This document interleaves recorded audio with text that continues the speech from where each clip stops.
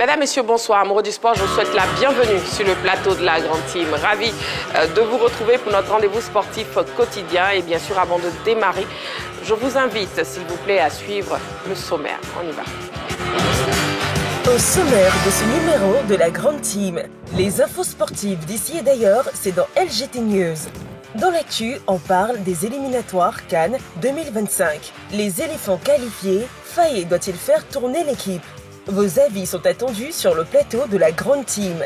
Excellente émission sportive en compagnie de Marie-Christine Begré et son équipe.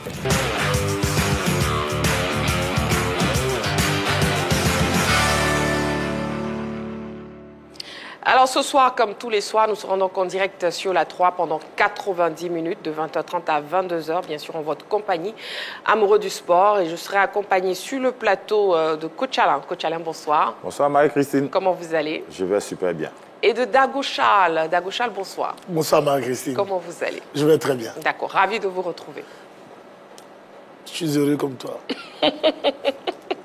Allez, la question LGT de ce soir, donc éliminatoire Cannes 2025. Les éléphants qualifiés. Faye doit-il faire tourner l'équipe? Oui, Dago Charles, les éléphants sont qualifiés. Oui. Oui, depuis Bon, de toute hier façon, soir. moi j'étais convaincu qu'on allait se qualifier. Voilà, nous sommes qualifiés, c'est bon, c'est bien. Voilà, il y a moins de pression maintenant, tranquillement. On va voir les choses venir, on va se préparer. Voilà, parce que la Cannes va se jouer dans un an, on a tout le temps maintenant de bien travailler. Bien travaillé, et on pourra affronter sereinement la Zambie? Oui, on Coach va Alain? affronter la Zambie sereinement et puis je pense que il n'y a pas de calcul à faire, on est déjà qualifié, on va jouer tranquillement notre football, sans pression et puis on va voir les jeunes gens qui vont vraiment s'exprimer sans avoir le couteau sur la tempe, quoi. Exactement. Donc, justement, la question LGT, donc, je disais, éliminatoire Cannes 2025, les éléphants qualifiés. Faye doit-il faire tourner l'équipe?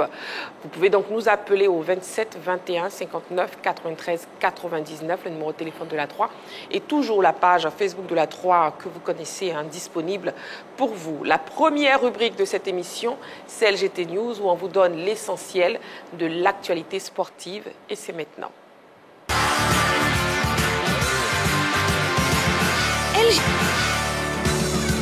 Intéressons-nous au football à présent. Éliminatoire CHAN 2024. 43 joueurs convoqués au premier stage de Romaric. Nommé récemment sélectionneur national adjoint des éléphants à Prime A, André Kofi Romaric est déjà à la tâche. Le technicien ivoirien vient en effet de convoquer 43 joueurs pour son premier regroupement. Un stage externe prévu du 14 au 19 novembre prochain au Jardin botanique de Bingerville. Pour ce premier rendez-vous, Romaric a fait appel à 5 gardiens de but, dont l'ex-portier titulaire des éléphants, Bowo Sylvain. 2 matchs amicaux meubleront ce premier regroupement. Les éléphants locaux seront face à leurs homologues marocains les 17 et 19 novembre prochains. Quart de finaliste du CHAN 2022, la Côte d'Ivoire espère se qualifier pour la prochaine phase finale de cette compétition prévue au Kenya, en Ouganda et en Tanzanie du 1er au 28 février 2025. FC Barcelone. Deco évoque le nom de Erling Haaland. Le FC Barcelone est en quête de renfort. Et même si les dirigeants barcelonais n'ont entrepris aucune démarche, des informations font état de l'intérêt du club catalan pour Erling Haaland. Un transfert du sociétaire de Manchester City au Barça n'est pas à exclure. Cependant, Deco, le directeur sportif, a laissé entendre ceci à Mundo Deportivo. Je pense qu'il est très difficile de trouver un attaquant comme Robert Lewandowski de nos jours. Il y en a un ou deux de ce niveau, peut-être Haaland ou une autre. Nous devons savoir si Haaland s'intéresse à nous et s'il est ce que nous voulons pour l'avenir, a-t-il dit, avant de réitérer sa confiance à Robert Lewandowski qui continue de donner satisfaction. Fenerbahçe. Mourinho cible Ansu Fati. Ansu Fati, qui est très peu utilisé du côté du FC Barcelone depuis l'entame de la saison, pourrait rebondir ailleurs. Selon le média espagnol OK Diario, José Mourinho souhaite profiter de la situation pour proposer au jeune ailier de 22 ans de venir en Turquie, précisément à Fenerbahçe. The Special One envisage de proposer aux Barcelonais un prêt de 6 mois de leurs joueurs. avec la promesse de lui accorder un temps de jeu. Ansu Fati acceptera-t-il de filer en Turquie? Wait and see.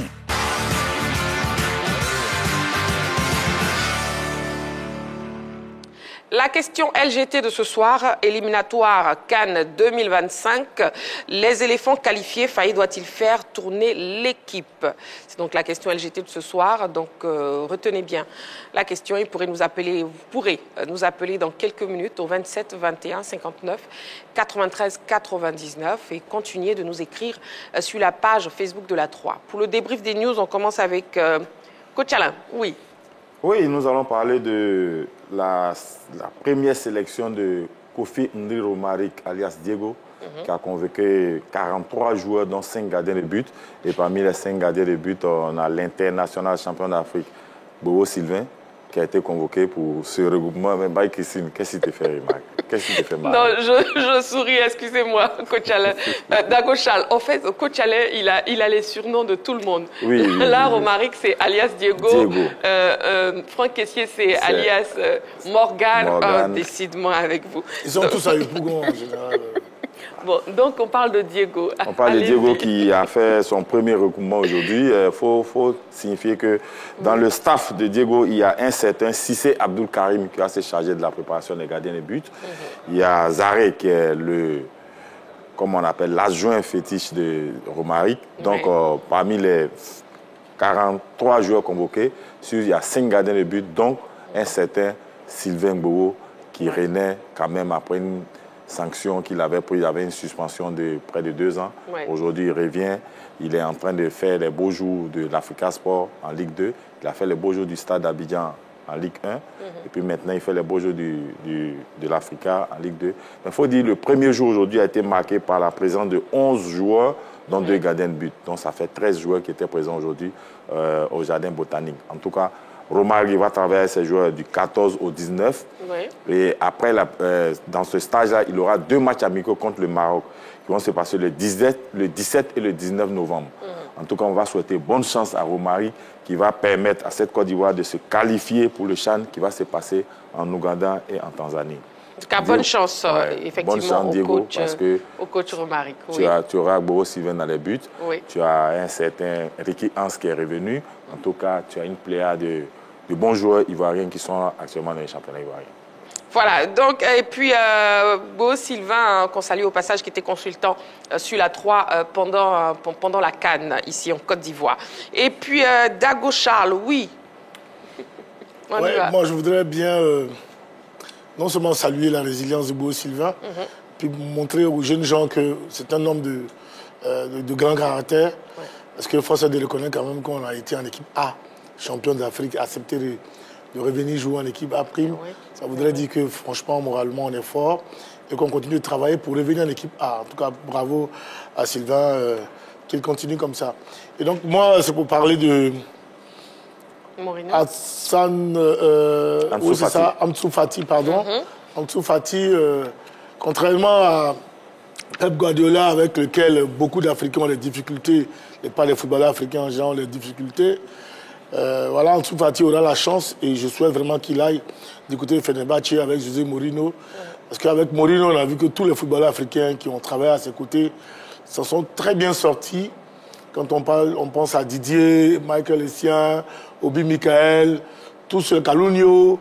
Franchement, ils ont travaillé, ils ont mérité leur plat titulaire, ils ont bien gagné leur vie, ils ont eu tout ce qu'il fallait avoir comme trophée, comme gloire. Et donc, je voudrais vraiment que ce garçon-là de 22 ans aille du côté de Fenerbahçe parce qu'au Barça, il n'a pas eu de temps de jeu. Et comme Mourinho l'apprécie bien, il apprécie bien les Africains, je suis convaincu qu'il lui donnera suffisamment de temps. Parce que lui, il sait, il sent les Africains, il sait de quoi ils sont capables. Ce garçon-là, va retrouver toute la plénitude de ses moyens. Parce qu'on l'a connu il y a 3 ans. Il était vraiment tout feu, tout flamme. Et puis depuis sa blessure, il ne se retrouve plus. Donc je souhaite vivement qu'il aille du côté de Fenerbahçe en Turquie, travaille avec Mourinho. Et c'est sûr que son avenir sera radieux. Coach Alain, vous pensez que ce sera pareil, que son avenir sera radieux? Oui, je pense que c'est mieux d'aller travailler avec un entraîneur qui aime bien les Africains, qui connaît bien la capacité des Africains, qui sait ce que les Africains apportent au football européen. S'il va du côté de José Mourinho, je suis sûr qu'il va briller. Il va revenir encore le même Ansu Fati qui avait brillé il y a 3 ans, comme Darwish l'a dit, au FC Barcelone, à qui on a promis vraiment un très bel avenir. Mais là, il faut qu'il revienne dans un club où il aura le temps de jeu pour redevenir le même Ansu Fati à qui tout le monde croyait. Voilà, et la question LGT de ce soir, je vous la redonne, éliminatoire Cannes 2025, les éléphants qualifiés.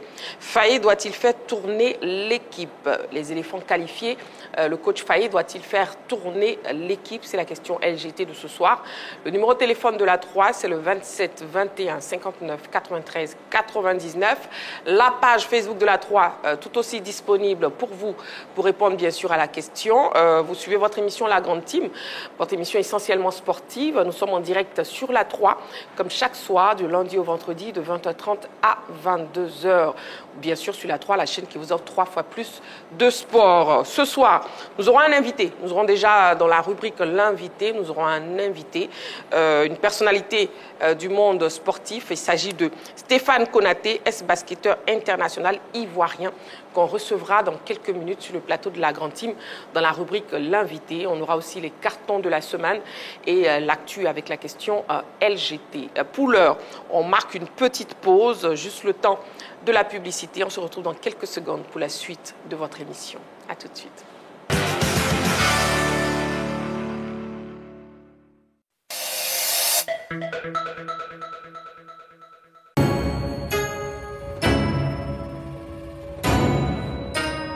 L'élite du football asiatique s'affronte sur les terrains. Il reste faire des réparations.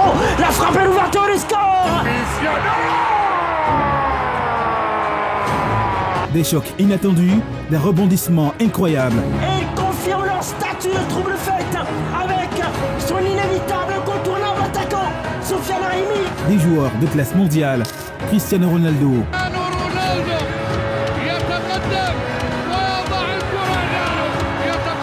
Karim Benzema. Pour le 3-0 d'Al-Ittihad qui Wallon s'envole dans cette rencontre de plus en plus. Contre-pied parfait. Neymar Junior.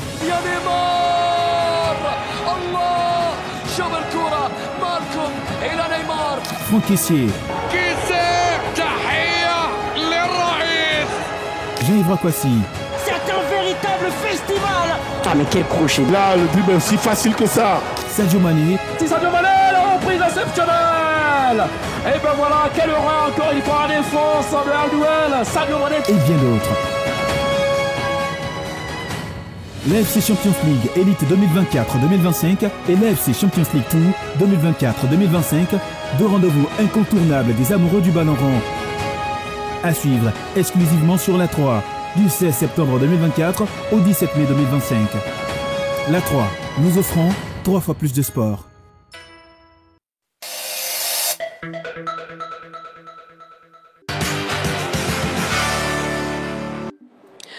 De retour sur le plateau de La Grande Team, nous sommes toujours en direct sur la 3, la chaîne qui vous offre 3 fois plus de sport. Nous passons au carton de la semaine. On y va.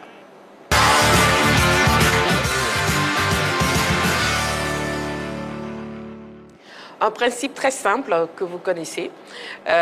Justement, chaque chroniqueur choisit de commenter un fait de l'actualité sportive et bien sûr, il attribue un carton selon son appréciation. Donc le carton vert, satisfaction. Le carton jaune, avertissement, et le carton rouge, sanction. On commence donc avec le carton de Coach Alain. Carton vert. Oui, carton vert à la Fédération ivoirienne de football, qui a choisi un entraîneur local,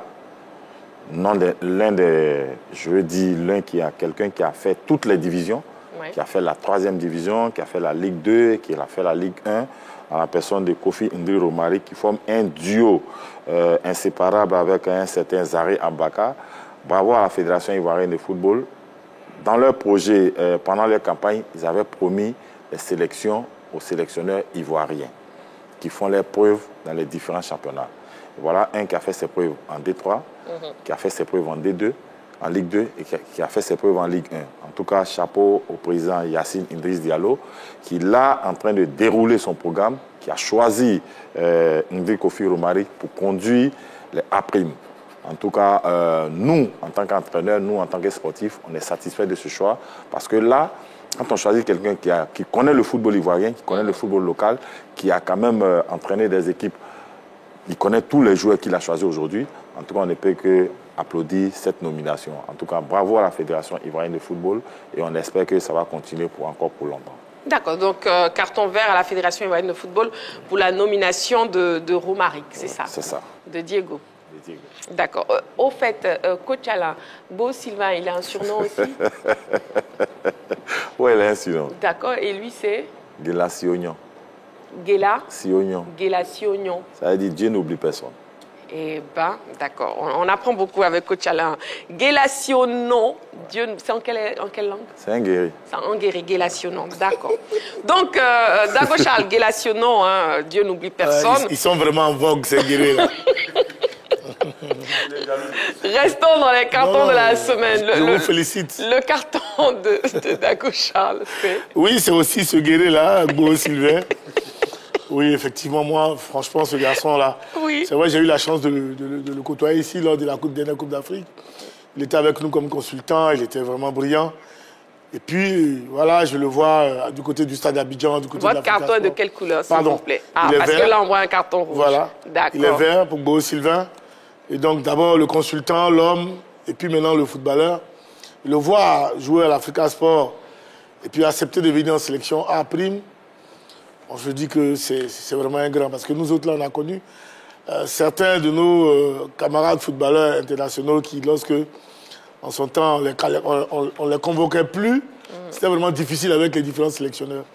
Mais là, lui, il fait preuve de résilience, beaucoup de courage, de grand caractère, et il vient en sélection. Et je pense que dans un coin de sa tête, il est convaincu que s'il continue de travailler, il va revenir en équipe A. Et il y a de la place, à mon sens. Vous pensez que c'est possible? Oui, moi je pense qu'après Yaya Fofana aujourd'hui, c'est Beau Sylvain qui peut être numéro 2 dans cette équipe-là. Oui, il a la carrure, il a tout ce qu'il faut. Parce qu'un gardien de but, ça doit être effrayant aussi. Bon, pas effrayant dans le sens du diable. Non, non, mais on vraiment, comprend très bien. La corpulence, tout ce qu'il faut. La taille et tout. La taille. Oui. Franchement, il est présent sur sa ligne. Et pour moi, bravo à ce garçon-là qui fait montre quand même d'un certain caractère. D'accord. C'est vraiment bien. Donc, carton vert à Beau Sylvain. Ouais, carton vert pour Beau Sylvain. Voilà, Guélationnon. Ouais. D'accord, ok. Vraiment Dieu avec lui. Que Dieu continue de le suivre. Voilà, donc il porte très bien son surnom. Guélationnon. Coach Alain, vous êtes le meilleur avec les surnoms de tout le monde. Allez, la question LGT de ce soir, éliminatoire CAN 2025. Les éléphants qualifiés, Faye doit-il faire tourner l'équipe? Le 27 21 59 93 99 et toujours la page Facebook de la 3. Il est l'heure de recevoir notre invité de ce soir. Nous passons donc à la rubrique l'invité.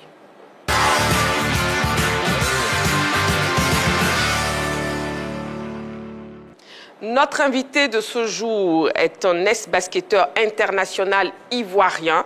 Il a reçu le Ballon d'Or africain pour sa longévité lors de l'Afrobasket 2021. Il a été lauréat du prix d'excellence nationale du meilleur sportif. Nous recevons donc sur le plateau de la Grande Team, et c'est un monstre du basketball ivoirien sur le plateau de la Grande Team. Bonsoir Stéphane. Bonsoir Brigitte, merci beaucoup de me recevoir. Bon, ça, c'est un honneur. Mais Stéphane, pardonnez, sortez un peu la voix aussi. Quand même. Donc, coach Alain et puis Dago Charles, bon, on a l'honneur de recevoir sur le plateau Stéphane Konaté. Bonne arrivée, Stéphane. Merci. Merci d'être avec nous. Bonsoir. Voilà, grand champion. Grand champion. Et puis déjà, la rédaction, avant de commencer, Stéphane, la rédaction a préparé une vidéo de présentation retraçant votre parcours. Okay. On la suit et puis après, on revient sur le plateau. Ça marche. On regarde. Ryan Pamba, over to Konaté, that's it again! Son sourire, sa joie de vivre, sa bonne humeur, son fair play, ses tirs à longue distance, ses dunks et autres actions spectaculaires dont il a lui seul le secret manquent au parquet du Palais des Sports de Trècheville, une salle où il a contribué à écrire en lettres d'or l'histoire du basketball ivoirien. En novembre 2023, À 43 ans, Stéphane Konaté, puisque c'est de lui qu'il s'agit, annonce qu'il met un terme à sa riche carrière de basketteur. Ce sport, il l'a pratiqué au haut niveau pendant plus de la moitié de sa vie. Il a donné le meilleur de lui-même et s'est bâti un palmarès respectable. 18 fois champion de Côte d'Ivoire et vainqueur de la Coupe d'Afrique des clubs. Champion et vainqueur de la Coupe d'Afrique des clubs champions en 2005 avec l'ABC, Stéphane Konaté a également mené une carrière professionnelle au Maroc et en Égypte où il a été champion avec le Gezira Sporting Club du Caire. Avec les éléphants, il a été 2 fois finaliste de l'Afrobasket en 2009 et 2021. Il a participé à la Coupe du Monde 2010 en Turquie. Au plan individuel, le natif de Bouaké a eu la reconnaissance du continent et de son pays. Il a ainsi reçu de FIBA Africa un ballon d'or pour sa longévité lors de l'Afrobasket 2021. Son mérite a également été reconnu au sommet de l'État puisqu'il a été lauréat du prix d'excellence du meilleur athlète 2022. Diplômé de l'Institut national de la jeunesse et des sports, Stéphane Konaté est enseignant d'éducation physique et sportive. Après sa retraite internationale, il a choisi d'embrasser le métier d'entraîneur et de formateur des jeunes. Il organise ainsi régulièrement, à travers la Côte d'Ivoire, des camps d'entraînement destinés à initier les jeunes garçons et filles aux valeurs d'éducation véhiculées par le basketball. Son ONG, Une balle, un espoir, œuvre également à la réhabilitation de terrains de jeu à l'intérieur du pays. Comme on le constate, Stéphane Konaté a décidé de consacrer sa vie au basketball et de demeurer un modèle de réussite pour les jeunes Ivoiriens. Voilà, et nous avons l'honneur de le recevoir sur le plateau de la grande team, Stéphane Konaté, prix d'excellence 2022 national du meilleur prix d'excellence national 2022 du meilleur sportif. C'est ça. Franchement, ça s'applaudit encore. Alors Stéphane, après justement ce télémoin, après cette vidéo, après tout ce qui a été dit dans ce télémoin, est-ce que vous avez des choses à ajouter dans votre présentation? Ou bien tout a été dit pour l'instant? Tout a été dit, juste que je suis aussi officier dans l'ordre du mérite sportif. Ah. Et chevalier dans l'ordre national du mérite. Eh bien, dis donc. Ouais. Eh bien, dis donc. C'est un honneur. On peut recevoir l'invité, on va vous recevoir une prochaine fois. Non, je lui envie cela. En tout cas, mais je pense qu'on oui. n'a pas mis l'accent sur le fait que tu aies joué en Espagne. Oui, j'ai joué une saison en Espagne. Enfin, j'ai joué au Maroc. Ah, donc il y a des choses à ajouter, oui. 2 années, une saison en Espagne et puis 2 années en Espagne. C'était quel club? C'était en Pro B, c'était Palencia Basketball Club. Ah, okay. Et puis après, j'ai fait 2 années en Égypte où j'ai été champion d'Égypte. Champion d'Égypte. Voilà, donc Stéphane Konaté, figure emblématique du basketball ivoirien, du basketball international, africain et tout. Donc déjà, comment est-ce que vous arrivez au basketball? On a envie de connaître l'histoire. Moi, j'ai commencé au foot comme tout gamin. Ah. J'étais à Korogo, donc j'ai vécu à Korogo toute mon enfance. Et puis après, c'est un fait banal qui a fait que je suis arrivé au basket. Parce qu'au football, avant, vous imaginez, dans les années 94, 92, il n'y avait pas cette démocratisation des centres de formation. C'était vraiment de l'informel. On a commencé comme ça, et puis après, on fait du sur-place.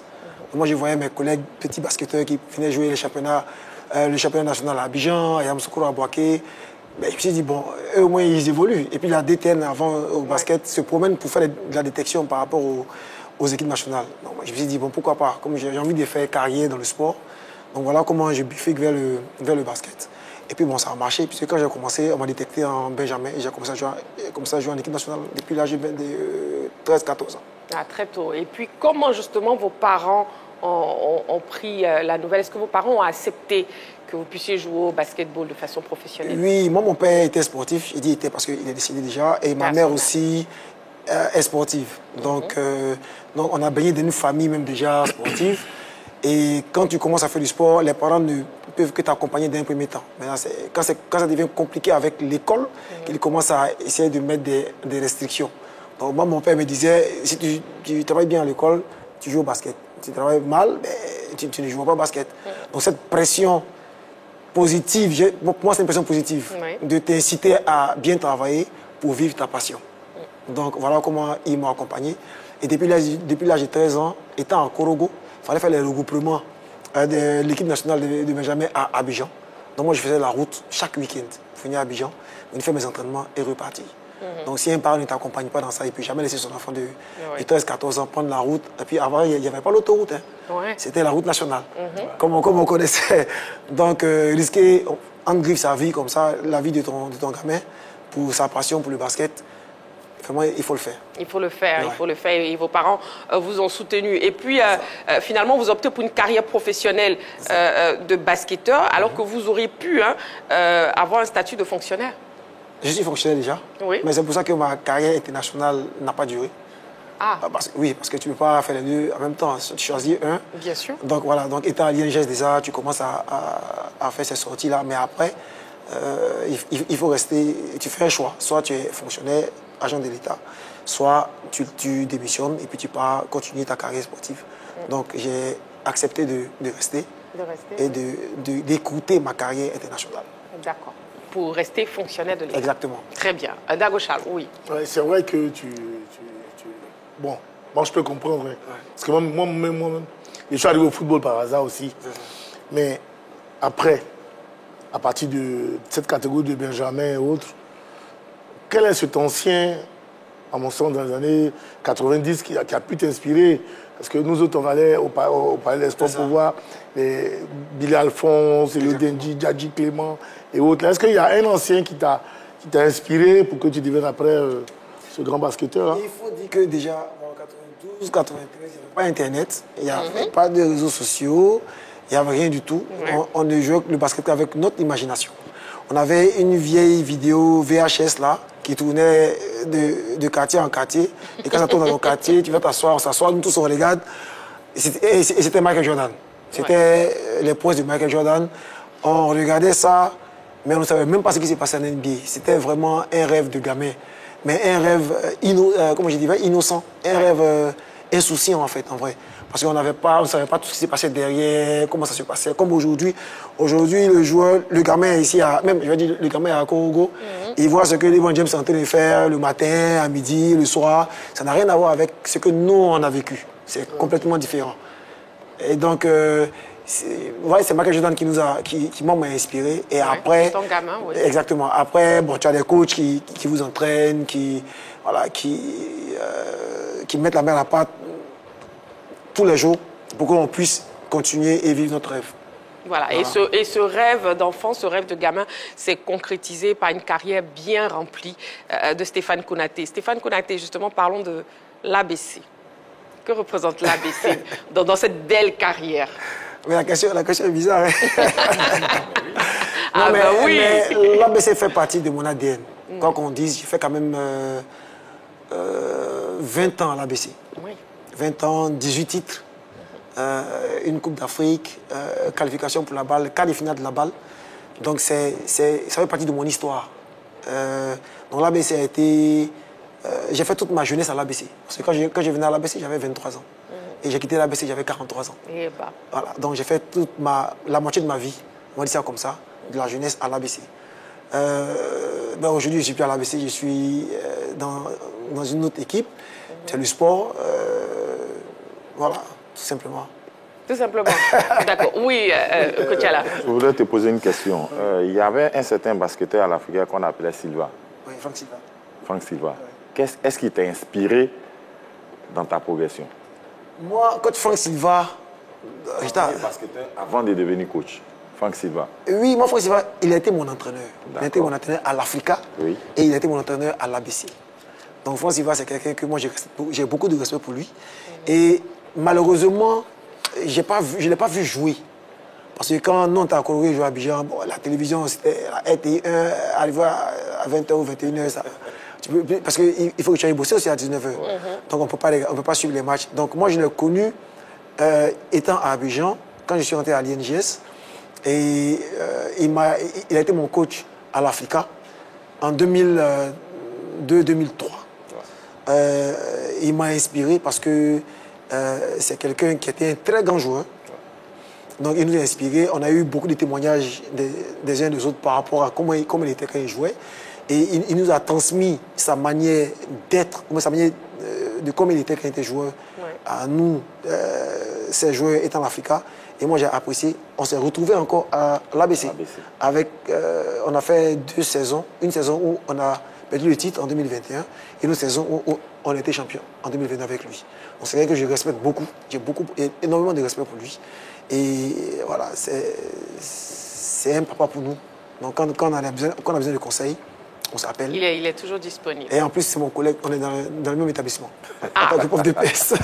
Donc voilà. Et puis bon, ABC, et puis aussi votre parcours à l'équipe nationale de basketball. Qu'est-ce que vous gardez justement comme, oui, c'est un très bon passage. Moi, je ne retiens que du positif. Parce que dans la vie, même quand tu penses que quelque chose est négatif pour toi, c'est forcément du positif. Comme on le dit, quand on t'offre un citron, fais du citron une limonade, un jus bien sucré et puis tu bois. Donc moi je pense que l'équipe nationale a été pour moi une très très bonne expérience. Ça m'a formé, ça m'a forgé à tous les plans sportifs, humains, social. C'était un autre monde pour moi. Quand moi j'arrivais en équipe nationale, c'était comme si je retrouvais une seconde famille. Et après j'ai été nommé capitaine. Donc c'était un plaisir pour moi aussi d'encadrer les plus jeunes. De faire de l'équipe nationale un havre de paix. Parce que généralement, il y a beaucoup de tensions quand les joueurs viennent de l'équipe nationale, que ce soit au basket, au foot et tout. Et l'environnement compte pour beaucoup. Et on a essayé de gérer cet environnement-là au mieux. Et ça a payé. Je pense que c'est vrai, on n'a pas été champion d'Afrique. Ça va être notre génération, ça va être notre plus grand regret. Mais on a essayé de faire ce qu'on pouvait avec ce qu'on avait. Voilà, on ne peut pas faire autrement. On est tombé sur une équipe de l'Angola qui a régné pendant 20 ans. Sans partage, qui a été 10 fois champion d'Afrique. Et quand tu arrives quand même à la médaille d'argent, c'est vrai, ce n'est pas la médaille d'or, mais c'est quand même une médaille. Exactement. Voilà, parce qu'il y a des pays qui font 10 ans, 15 ans, qui n'arrivent même pas en quart de finale. Et non, on l'a fait, c'est quand même méritant. Donc, je ne regrette pas. On pouvait être champion d'Afrique, on ne l'a pas été. On a été vice-champion 2 fois. C'est quand même respectable. C'est très respectable, Stéphane Konaté. Et justement, bon, Stéphane Konaté, ballon d'or qui vous a été remis par FIBA Africa, prix d'excellence reçu en 2022. Que représentent pour vous ces prix? Je ne vais pas dire la consécration, mais c'est de la récompense des efforts consentis. Parce que étant joueur de basket, on va dire en griffe professionnelle, c'est beaucoup de sacrifices. C'est beaucoup de sacrifices envers la famille, envers les amis, envers ses goûts. Parce que pour être un joueur professionnel, il faut de la rigueur, il faut de la discipline. La discipline, c'est faire forcément ce qu'on n'a pas envie de faire. C'est-à-dire, on dit de te lever à 5 heures pour aller t'entraîner. Tu n'as pas envie de te lever à 5 heures, mais il faut que tu te leves à 5 heures pour aller t'entraîner. Donc, comme je dis, c'est beaucoup de sacrifices. Et ça prend du temps. Ça prend beaucoup de temps. Donc, c'était un plaisir pour moi de faire tout ce parcours-là. Et donc, ces titres et ces trophées sont une consécration pour moi. C'est une fierté parce qu'on va dire, enfin, tes efforts ont été récompensés individuellement. Mais collectivement aussi. Et effectivement, comme on parlait tout à l'heure, il y a eu des médailles. Et c'est tant mieux pour une carrière. Parce qu'une carrière aussi se détermine par le nombre de trophées et le nombre que tu as. Bien sûr. En tout cas, félicitations Stéphane Konaté qu'on reçoit sur le plateau de la grande team. Des acteurs du milieu du basketball que vous connaissez très bien ont bien voulu nous parler de vous. On les écoute. On y va. Ok.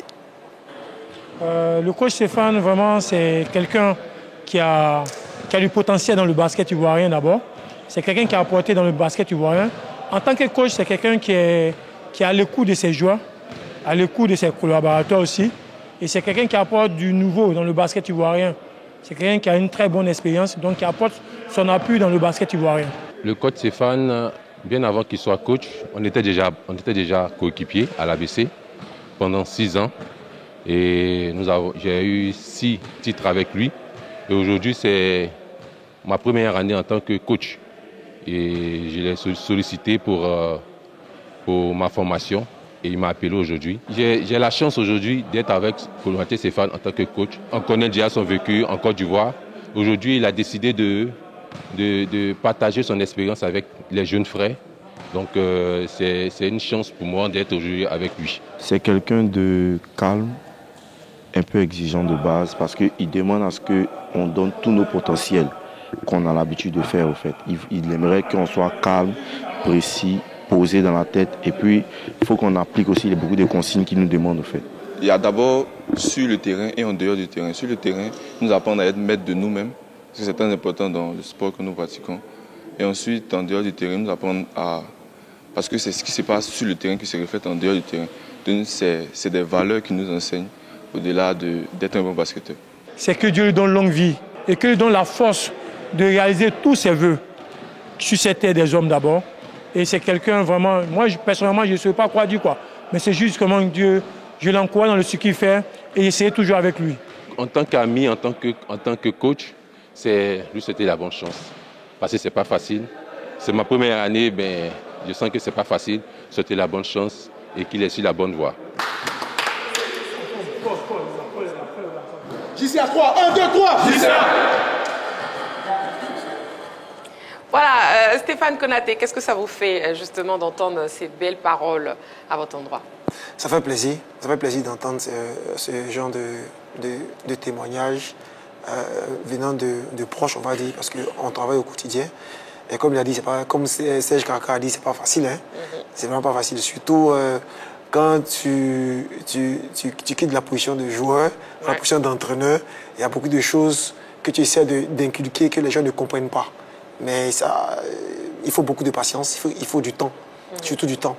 Parce que si tu n'as pas de temps, et je pense que le coach peut témoigner. Ouais, bien sûr, c'est évident. Oui. Si tu n'es pas patient et que tu ne donnes pas du temps aux apprenants de pouvoir apprendre, ça va être compliqué. Tu vas tout le temps être en confrontation avec eux. Ils ne vont pas te comprendre, tu ne vas pas les comprendre. Et ça va être... voilà. Mais s'il y a un de tes athlètes qui disait « Oh non, mais c'est un coach emmerdeur, bah il nous saoule. » Qu'est-ce que tu aurais ressenti? Ça me fait plaisir. Parce que, ça me fait plaisir parce que si je ne le saoule pas, il ne va pas évoluer. Non, mais un a dit qu'il est très exigeant. Voilà. C'est ça. Je pense que... C'est exigeant, c'est pas même chose comme un coach qui nous saoule. Non, il ne peut pas venir dire c'est un coach qui saoule. Mais moi j'ai fait tellement... Non, Marie-Christine, en toute sportivité, c'est ce qu'on dit. Oui. Directement. Il dit à un de ses coéquipiers, comme lui, il n'a pas la langue dans sa poche, lui, il fait sortir. Mais Franck, mes coachs, je comprends pourquoi Franck dit vous nous saoulez. Donc, automatiquement... De toute façon, le coach est exigeant. Voilà, Stéphane Konaté est exigeant. Voilà ce qu'on sait. Je voulais lui demander une chose. Oui, allez-y. Quel a été ton meilleur souvenir en équipe nationale?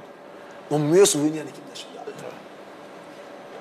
Parce que je me rappelle, avant que tu n'interviennes, je me rappelle de ce panier-là qui permet à la Côte d'Ivoire de se qualifier pour la première finale de l'Afro-Basket. Ça, c'est quand ça? Il y a beaucoup de paniers. Non, le dernier panier pour le 2021. Où on 2021, non, c'était la finale. C'est le dernier panier qu'on a pas pu marquer.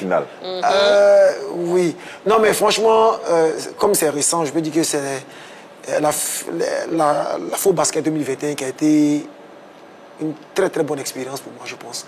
Parce que là, tu as l'expérience, tu as tout le bagage qu'il faut pour pouvoir arriver là où il faut, comme tu veux, en fait. Parce qu'on a calculé ce qu'on devait faire et c'est tombé juste pile poil en arrivant en finale. Exactement. En finale, ce sont les détails qui ont fait la différence. Là où on n'avait pas tout calculé. Voilà qui est dit. Et puis, messieurs, parlons déjà maintenant de la reconversion de Stéphane Konaté. Donc, si vous pouvez nous parler de vos camps d'entraînement, c'est ça? C'est des camps, oui. Déjà, je suis président d'une association qui s'appelle la Une Baleine Espoir. Donc, l'association a pour but de faire la promotion du basket à travers la réhabilitation d'infrastructures, parce qu'on ne peut pas faire la promotion du basket sans infrastructure. Donc, la réhabilitation ou la construction de terrains de basket. Ensuite, après la construction, donc, il faut exercer le basket. Donc, il faut faire de la formation, de l'apprentissage. Des jeunes, moi, je fais des jeunes de 11 filles comme garçons, de 11 à 18 ans, pas plus. Parce que la jeunesse, c'est la relève, c'est la crème. Il faut mettre l'accent sur la jeunesse pour qu'on puisse avoir des jeunes talentueux plus tard. Donc, après cette formation-là, on a une sensibilisation. On fait toujours de la sensibilisation sur des thèmes qu'on choisit selon l'année. Ça peut être l'harcèlement en milieu scolaire ou en milieu sportif. Ça peut être les grossesses indésirées en milieu scolaire. Ça peut être l'influence de la drogue. En tout cas, il y a beaucoup de thèmes qu'on a et qu'on met au service des enfants année après année. Et nous sommes à la 4e... Cette année, on a fait la 4e édition. Et les prochaines éditions, justement? C'est chaque année. C'est chaque année? C'est chaque congé de Toussaint. Chaque congé de Toussaint. C'est pendant les congés. D'accord. On connaît déjà l'endroit, le lieu. Oui, j'ai toujours. D'abord, la base, c'est un peu comme le fumier, sans faire de publicité. Il y a la base à Admombo. Donc pour nous, la base, c'est Korogo. Oui. Et après, on s'est déplacé. Cette année, on a fait Bouaké et Korogo. Donc l'année prochaine, l'équipe est en train d'étudier quelle ville attaquer en plus de Korogo. Voilà. Et le plus important pour nous, c'est vraiment d'aider à la promotion. Parce que la fédération fait déjà un énorme boulot. Ouais. Donc nous, on vient en appui, en soutien à la fédération pour essayer d'avoir le maximum de talents qu'on peut recueillir pour pouvoir avoir des équipes nationales fortes. En tout cas, on voit de magnifiques images actuellement à l'écran, justement, de ces camps d'entraînement. Et puis, Stéphane Konaté, côté famille, que représente pour vous la famille dans votre vie? C'est la base. C'est la base. C'est la base. Parce que si la famille n'accompagne pas ce que tu fais, ben, je pense que ça va devenir à l'échec. Donc moi, ma famille est impliquée, que ce soit mon épouse, mes enfants, mes beaux-parents, ma maman, mes frères et soeurs, tout le monde est impliqué, tout le monde. Et vos enfants, ils s'intéressent bien sûr, à la carrière de basketball eux-mêmes? Mais ils n'ont pas le choix, parce que l'environnement n'est que basket. mais pas... C'est de la tyrannie. Non, par contre, ce qui est intéressant... des footballeurs. Exactement, ce qui est intéressant, c'est qu'ils sont inscrits au foot et au basket. Combien d'enfants déjà? J'ai deux garçons. Deux garçons. Un de 8 et okay. un de 10 ans. D'accord. Et déjà, ils sont inscrits au foot et au basket? Et au basket. Et ils feront le choix? Ils feront le choix. Mais en fait, ils n'ont pas le choix que d'avoir le choix. D'accord, très bien. On a bien compris. Là. Et puis vos goûts musicaux? Moi, tout à l'heure, on a entendu Didi B. Oui, donc, en fait, moi, j'ai l'oreille musicale vraiment très ouverte. C'est-à-dire, je ne suis pas carré dans un style musical. Moi, j'écoute du reggae, j'écoute du Maïmouna, j'écoute du rap ivoire, j'écoute de la trap, je peux écouter Céline Dion. J'ai vraiment... Tant que je retrouve quelque chose dans la musique que j'écoute. D'accord. Et comme la 3, c'est une chaîne de sport, mais aussi de musique, et qu'on a bien envie d'entendre vos talents, vos grands talents de chanteur, il paraît. Mais moi, j'ai pas dit que je savais chanter. Bon, enfin, donc, on va passer tout de suite l'une de vos chansons préférées. Et bon, on va essayer de vous entendre. Vous pouvez fredonner. On va essayer de vous entendre. On écoute. Passion. Voilà. Et big up à la fédération et le président Moussa Diarra parce qu'il fait un énorme boulot actuellement au niveau du basketball. Boulot sur la visibilité, boulot sur la formation. On fait beaucoup de formations de coach. Et vraiment, big up à lui et que Dieu donne la force pour pouvoir continuer ensemble. Voilà, merci beaucoup. Stéphane Konaté, qu'on recevait donc sur le plateau de la Grande Team, figure emblématique du basketball ivoirien, africain. Merci beaucoup, Stéphane Konaté. Merci. Allez, nous, on marque une petite pause et on se retrouve dans quelques secondes pour la suite de l'émission avec la question LGT éliminatoire Cannes 2025. Les éléphants qualifiés, Faye doit-il faire tourner l'équipe? C'est tout de suite.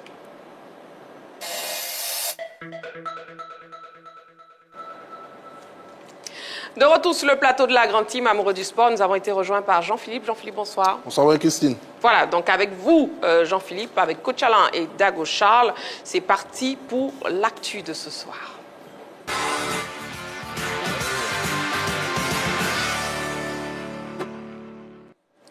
Éliminatoire Cannes 2025, les éléphants qualifiés, Faye doit-il faire tourner l'équipe? C'est la question LGT de ce soir. Bien sûr, vous pourrez participer en nous appelant au 27 21 59 93 99 et le téléphone est ouvert, donc vous pouvez appeler dès à présent. Sous la menace d'un relâchement coupable après leur qualification pour la Cannes 2025, les éléphants se doivent de trouver une bonne motivation. Ce vendredi en Zambie, avec quelle équipe le sélectionneur Emes Faye choisira-t-il d'aller au combat? On en parle, mais après ce sujet, préparé par la rédaction, on y va.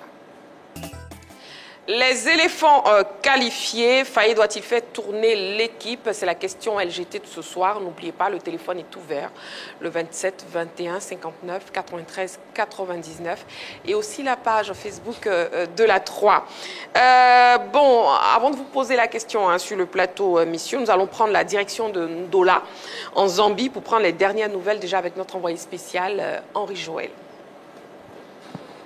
Salut Marie-Christine, salut à votre plateau. Voilà, nous sommes à Ndola, plus précisément devant le stade qui va accueillir ce match entre la Côte d'Ivoire et la Zambie, ou si vous voulez, entre la Zambie et la Côte d'Ivoire, puisque ce sont les Chipolo-Polo qui reçoivent les éléphants et ce match se déroulera ici au stade Lévi Mwanawasa. Alors c'est ici aussi qu'a eu lieu la conférence de presse d'avant-match avec les différents sélectionneurs. En premier, Avram Grant est arrivé et puis ensuite on a eu Emes Foye qui s'est présenté à la presse avec son milieu de terrain Traoré Béni. Alors, il faut savoir que la Côte d'Ivoire est déjà qualifiée avant bien sûr de jouer en raison du résultat de l'autre match de cette poule. Et toutes les questions ont tourné autour de cette qualification avant le match entre Éléphant et Chipolo-Polo. Alors, pour le sélectionneur Emes Foye, il était question de venir ici pour gagner. Et ça n'a pas changé, puisque son équipe est à Ndola pour remporter les 3 points de la victoire qui, par exemple, va permettre à cette équipe de la Côte d'Ivoire de gagner des points en ce qui concerne le classement FIFA et surtout avoir un bon tirage, pourquoi pas, au niveau de la Coupe d'Afrique des Nations. Alors, les grands moments de cette conférence de presse animée par le sélectionneur ivoirien sont dans cet élément. Voilà, merci beaucoup Henri Joël, notre envoyé spécial à Ndola en Zambie. Voilà, et puis la question LGT maintenant, messieurs. Dago Charles, oui, d'attaque? Oui. Ok, donc on y va. Les éléphants qualifiés, Faye doit-il faire tourner l'équipe? À vos panonceaux, un oui ou un non, s'il vous plaît. C'est un non pour Coach Alain, c'est aussi un non pour Dago Charles, et pour Jean-Philippe, c'est un oui. Jean-Philippe, vous êtes sûr que c'est un oui? J'ai voulu mettre un non, mais... Ah non, mais bon, franchement... de toute façon, ma réponse était... Je dirais que le non ou le oui, ça convenait à mon argumentation. D'accord, de toute façon, vous aurez l'occasion d'argumenter. Et puis sur la page Facebook de la 3, nous avons Esaïn Ngoran qui nous dit « Bonsoir la team. Pour moi, sur le match de demain, non. Il faut mettre l'équipe type. On doit montrer que la défaite au Libéria était une erreur de parcours et confirmer notre statut de champion d'Afrique. En plus, on a déjà perdu chez eux, donc il faut qu'on les batte chez eux pour montrer notre suprématie. Si on a le résultat escompté au deuxième match, il pourra faire tourner. D'accord. Donc, Isaïe Ngoran, pour lui, il faut l'équipe type pour le match face à la Zambie et puis la deuxième équipe pour le match face au Tchad. D'accord. Donc, éliminatoire CAN 2025, les éléphants qualifiés. Faye doit-il faire tourner l'équipe? C'est donc un non pour Coach Alain et on vous écoute. Ben écoutez, dans ce genre de confrontation où on a déjà perdu contre cette équipe en Zambie 3-0, je pense qu'aujourd'hui, il faut mettre l'équipe type. Et surtout, quand on revient de faire une défaite, il ne faudrait pas que le spectre de défaite affecte les enfants, ça affecte l'effectif. Donc, pour mettre l'équipe type qui va gagner le match, et on sera dans la dynamique de la victoire. Et par contre, le dernier match, là, on pourra faire tourner. Parce que n'oubliez pas que si vous terminez premier de votre poule, vous êtes dans un gros chapeau avec tous les cadeaux. Donc, vous évitez déjà les gros calibres pendant la Coupe d'Afrique. Donc, l'un mis dans l'autre, avec tous les calculs qu'on fait aujourd'hui, c'est mieux de gagner en Zambie. On prend de l'avance, on s'échappe au classement, on est premier. Et puis ici, on peut faire tourner l'effectif, mettre ceux il a sélectionnés maintenant pour essayer de les voir en situation de jeu et pourquoi pas gagner aussi le deuxième match. Donc, il n'est pas bon de changer cette équipe parce qu'on vient de perdre un match, mettre les ténors, les cadors, gagner ce match et là, on sera roue libre pour le Maroc. D'accord, très bien. Nous avons un appelant, M. Zouzou Gueye, qui nous appelle de Bio. Bonsoir, M. Zouzou. Très chère petite soeur Marie-Christine, la charmante. Oh, merci beaucoup. D'après le coach Kwadjo Georges. Merci beaucoup. Bienvenue sur le plateau de la grande team. Merci bien. Vraiment, c'est une joie immense pour moi. Oui. Pour la première fois, je passe à cette très belle émission sportive. Oh, c'est gentil. Merci. Et on est ravis de vous entendre, M. Zouzou. Tout à fait. Voilà. Et la question LGT, les éléphants qualifiés, Faye doit-il faire tourner l'équipe? Je dirais tout de suite, d'entrée, je dirais pas du tout. Okay. Parce que moi-même, en tant qu'ancien footballeur, au niveau de la Côte d'Ivoire, ancien joueur du Sabé Sport de Bouna, dans les années 90, ma très chère petite sœur, je dirais tout de suite non, parce qu'il y a un potentiel. Moi, je vais même au-delà du match de Moravia, parce que le match de Moravia, ça a été un non-match. Pour moi, ça n'a pas été un non-match de la part des éléphants footballeurs, mais ça a été tout à fait la faute du terrain. Vous savez, les footballeurs aujourd'hui, là, les bics là, c'est les pieds. On ne peut pas jouer sur des champs de patates pareils. En tout cas, pour les temps que nous vivons. Donc, pour revenir à la question du jour, à la thématique du jour, je dirais que le match de Ndola, moi, jusqu'à présent, j'ai à quoi, à travers de la gorge, cette défaite, cette humiliation, je dirais même pas une défaite, cette humiliation qu'on a vécue à Ndola. Les 3-0. Donc, pour rien au monde, la motivation, au-delà même de cette qualification, la motivation pour moi, en tant que sportif, en tant qu'acteur sportif, elle reste la même.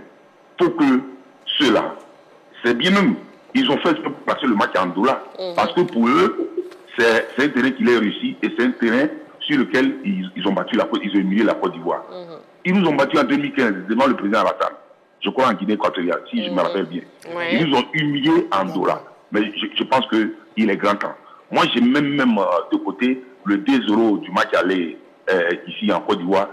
Ce match contre la Zambie, à Ndola, là, c'est une finale, une bonne fois pour toutes. Il faut que la Côte d'Ivoire, ce signe indien, chose zambien là, il faut qu'on les fasse. Nous sommes trop importants pour que cette équipe-là nous embête tout le temps. Et il faut que nous soyons précédés d'une bonne réputation lors des phases finales de la phase finale au Maroc. Il faut qu'on soit parmi les premiers. C'est quand même le champion d'Afrique. C'est bien noté, M. Zouzou. Donc vraiment, je vous remercie. Bonne émission à vous, à tout le plateau. Vraiment à mon frère Dago Charles. Je le salue et je salue tout le monde. Vous saluez tout le monde. Bien. Merci beaucoup, M. Zouzou, pour votre participation à l'émission. Vous pouvez faire comme lui, très cher téléspectateur, nous appelant au 27 21 59 93 99 pour participer, bien sûr, à l'émission en répondant à la question LGT de ce soir, éliminatoire Cannes 2025. Les éléphants qualifiés, Faye doit-il faire tourner l'équipe? Et puis sur la page Facebook de la 3, nous avons Adams Camara qui nous dit bonsoir à tous les fans de la 3. Merci de toujours soutenir les éléphants. Mon avis sur la question est que les éléphants étant déjà qualifiés, une rotation d'effectifs pourrait être une excellente stratégie pour MS Faye. En intégrant de nouveaux joueurs ou en offrant du temps de jeu aux jeunes talents, il peut renforcer la profondeur de l'équipe et préparer plusieurs options pour la Cannes 2025. Cette approche permet aussi de préserver les cadres en évitant les risques de fatigue ou de blessure. C'est donc une occasion idéale pour tester d'autres combinaisons tactiques tout en motivant l'ensemble du groupe avec de la compétition interne. Avec cette flexibilité et sa vision tactique, Faye peut tester de nouvelles approches qui enrichiront l'équipe. Cette rotation donnera aussi l'opportunité aux supporters de découvrir de nouveaux talents prêts à défendre les couleurs de la Côte d'Ivoire. Bonne émission et merci de nous donner la parole pour exprimer notre avis. Merci à vous, Adams Camara. Allez, Dago Charles, on vous écoute. On a déjà vu au Libéria ce que faire tourner l'équipe nationale Côte d'Ivoire nous a coûté. Parce qu'il y a 6 nouveaux joueurs, on a vu qu'il n'y avait pas d'osmose. Et donc, pour ce match, les enjeux sont tellement colossaux. C'est vrai qu'on est qualifié, mais il y a la question du ranking. Tous les matchs sont en fenêtre FIFA. Il faut gagner pour avoir de bons points. Il faut gagner pour être en confiance. Il faut gagner pour dire aux prochains adversaires que c'est la Côte d'Ivoire qui vient. Et c'est comme ça, dans cette dynamique-là, qu'on pourra aller au Maroc avec beaucoup plus de sérénité. Et donc, pour moi, il n'est pas question que, voilà, on pense à faire tourner l'effectif, que Faye MS fasse confiance à ceux en qui il a confiance d'emblée, comme d'ordinaire, c'est-à-dire les Seko Fofana, Franck Kessié et autres. S'ils sont disponibles, s'ils sont en pleine forme, parce que je ne connais pas les vestiaires actuellement, donc je ne peux pas tout de suite faire une composition d'équipe. Mais ceux qu'on appelle communément les cadors, s'ils sont vraiment en pleine position de leurs moyens, il n'y a pas à hésiter. Parce que, comme l'appelant vient de le dire, Zouzou, on se souvient de ce que cette équipe zambienne nous a servi là-bas. Et donc, si on peut effectivement rectifier le tir, pourquoi s'en priver? Et donc, pour cela, il va falloir faire jouer l'équipe sur laquelle on peut miser à 90% par rapport à une victoire, à mon sens. Même au match face au Tchad, ça doit être pareil. Ça doit être pareil parce qu'il faut se faire respecter Au football, il faut respecter n'importe quel adversaire. Si tu peux lui mettre aujourd'hui 10 buts, mets les 10 buts. On a vu l'Allemagne éclabousser le Brésil à domicile. Je crois lors du mondial 2014, 7 buts. Oui, ça c'est respecter l'adversaire. Donc, pour moi, je ne peux qu'encourager Faye MS à respecter l'adversaire et les principes fondamentaux du sport de haut niveau. C'est-à-dire, quand on a la possibilité de battre son adversaire comme il se doit, il faut le faire. Il ne faut pas qu'on soit hésitant, qu'on veut faire tourner un effectif et autres. Et puis, après, quand on a concrétisé un certain nombre d'actions, oui, on pourrait essayer maintenant, pourquoi pas, un deuxième gardien de but. C'est à ce niveau-là seulement que je suis... par rapport au gardien de but. Voilà, par rapport au gardien de but. D'accord. Pour le deuxième match, c'est là que vous voulez qu'on... Oui. D'accord. Très bien. Nous avons un appelant. Bonsoir, monsieur. Tu appelles. Bonsoir, monsieur. Voilà, bonsoir. Bienvenue sur le plateau de la Grande Team. Vous appelez comment, s'il vous plaît? Godé Benjamin, s'il vous plaît. D'accord. Et vous nous appelez de Gagnoa? Effectivement. Voilà. Bienvenue sur le plateau de la Grande Team. Et je vous repose la question LGT. Oui. Les éléphants qualifiés, Faye doit-il faire tourner l'équipe? Alors, je vais vous dire merci. Déjà, il faut dire que la Côte d'Ivoire n'est plus une petite équipe dans le monde du football. En tout cas, il faut donc faire attention en faisant tourner cette équipe. Parce qu'il y a un piège là-dedans. Quelqu'un l'a dit sur le plateau. Oui. On a perdu plusieurs fois contre la Zambie. Et donc, la Côte d'Ivoire doit faire attention parce que ce match-là est très, très, très important.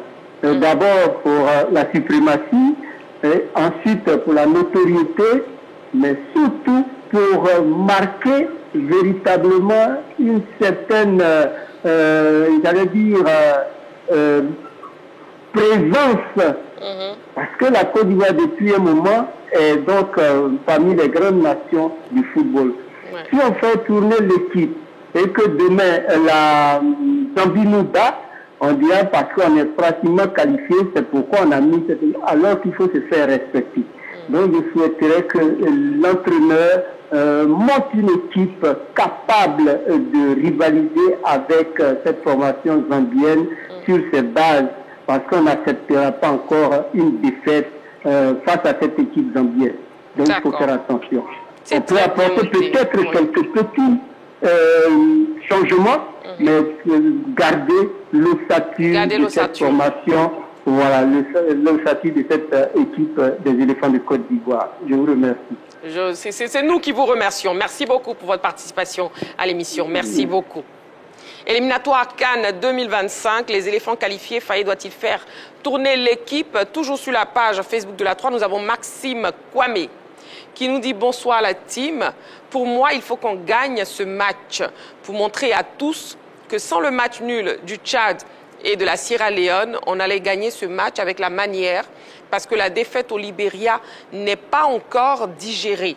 Ce qui veut dire que la qualification pour la CAN au Maroc est en Zambie. Donc à cet effet, il, en parlant du coach Faye, ne doit pas faire tourner l'équipe. Merci et bonne émission au plateau de la team. Merci beaucoup Maxime Kwame. Les éléphants qualifiés, Faye doit-il faire tourner l'équipe? C'est un oui pour Jean-Philippe, un oui nuancé, il a dit. On vous écoute. Pour moi, déjà, une sélection nationale, dans l'entendement de Faye, quand il a convoqué ces garçons, c'était d'avoir à sa disposition les meilleurs joueurs ivoiriens du moment. Donc, de pouvoir régler le problème de l'interchangeabilité des joueurs au sein de cette équipe nationale. Si on estime que Faye a appelé les meilleurs joueurs du moment au niveau de cette sélection nationale, il va de soi qu'il peut composer n'importe quel type d'équipe face à la formation zambienne. Et à partir de ce moment-là, quelle équipe devrait être considérée comme l'équipe type? Quelle équipe devrait être considérée comme l'équipe B de cette équipe nationale de Côte d'Ivoire? C'est la question que je me pose. Est-ce que Faye doit changer, comme on le dit, entre guillemets, l'équipe type face à cette formation zambienne? La réponse la plus naturelle est celle qui a été donnée par la majorité des personnes, c'est-à-dire non. Mais il y a une évidence qui nous saute aux yeux, c'est qu'il va changer son équipe type. Il a fait le choix de laisser certains joueurs de son équipe type en dehors de cette fenêtre parce qu'il a estimé que ces garçons étaient soit blessés ou étaient soit en incapacité de pouvoir tenir le rythme dans cette opposition. Il est en train de reconstituer une équipe. Quelle est l'équipe type de Faye-Mers? On a eu une équipe à partir des 8e de finale de la dernière Coupe d'Afrique des Nations qui a mené le combat jusqu'à aller remporter le trophée final. Mais quand on regarde entre cette équipe qui a remporté la CAN et l'équipe qui aujourd'hui est en train d'être dessinée par Faye-Mers, on voit qu'il y a un remodelage à un certain niveau de cette équipe. Déjà, il y a une évidence, il va perdre au moins sur cette fenêtre une partie de sa colonne vertébrale. Odilon Kosunu n'est pas présent, Seri Jean-Michel n'est pas présent, Sébastien Haller n'est pas présent. Ça fait quand même une partie de la colonne vertébrale. Donc, il y a une reconstitution de cette colonne qui est en cours sous Faye-Mers. Pourquoi il est en train de reconstituer cette colonne vertébrale? Parce qu'il veut avoir des joueurs susceptibles de pouvoir remplacer ces garçons-là au cas où il leur arriverait un bobo ou il serait en méforme. Maintenant, concernant la Zambie, en 2012, je me rappelle très bien des paroles d'Hervé Renard, puisque certains ont parlé de 2012, où il disait en conférence de presse que je peux vous citer le 11 des éléphants qu'ils vont aligner pendant cette finale. Il affrontait Zawi François. Et le 11 qui était aligné pendant cette finale est un 11 qui a eu des difficultés à s'imposer durant la Coupe d'Afrique 2012. Si vous partez regarder les archives, ce 11 a battu difficilement le Soudan en premier match 1-0.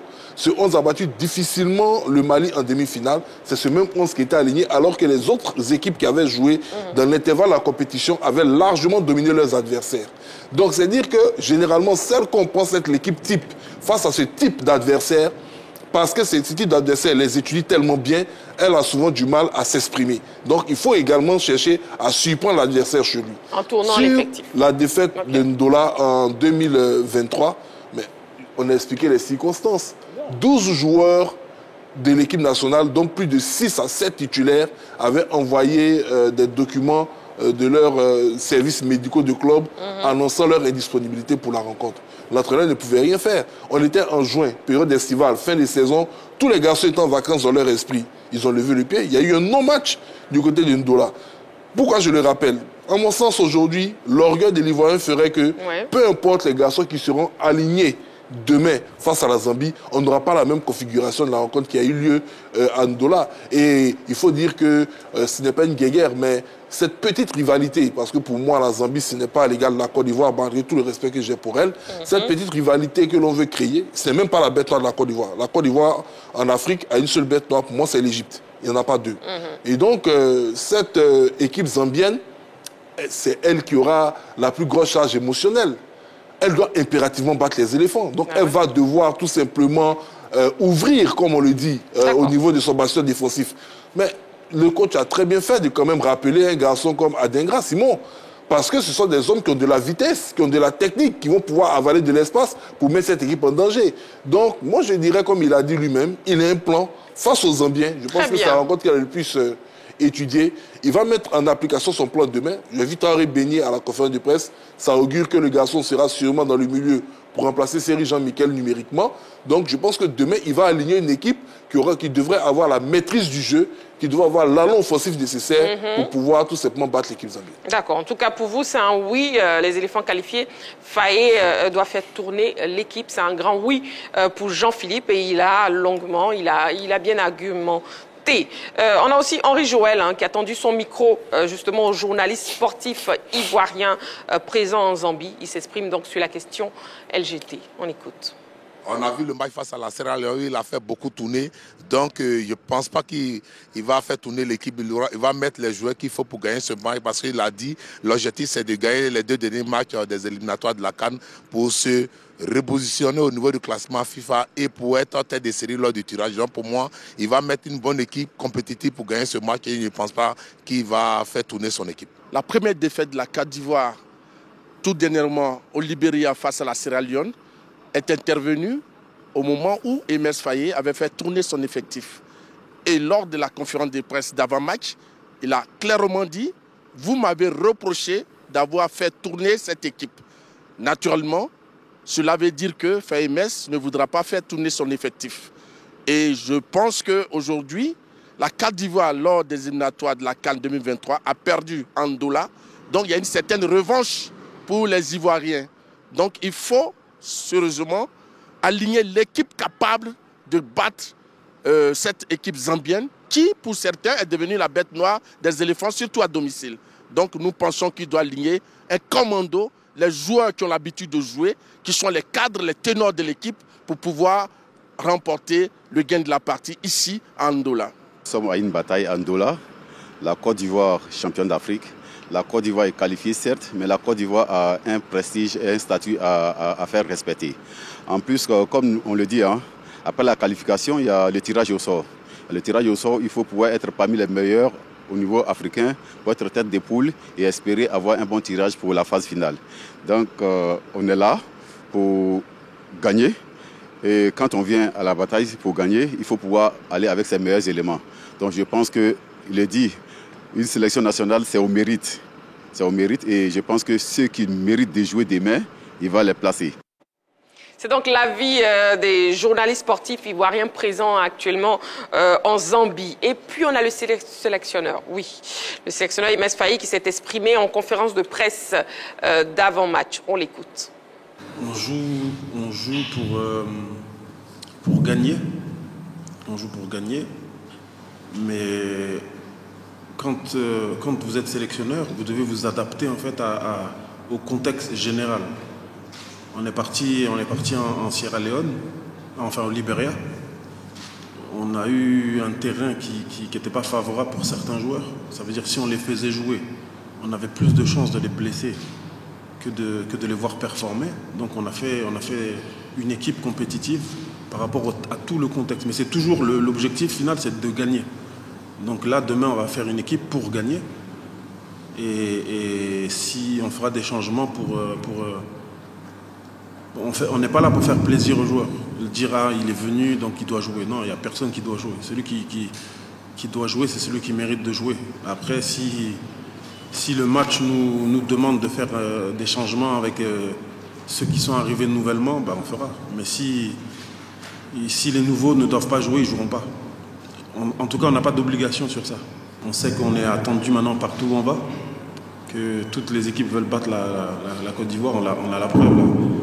La Sierra Leone a fait match nul hier contre le Tchad, donc on est favori, on sait qu'on est attendu, on sait que la Zambie joue sa qualification, elle, par contre, et que si elle gagne demain, elle sera qualifiée aussi.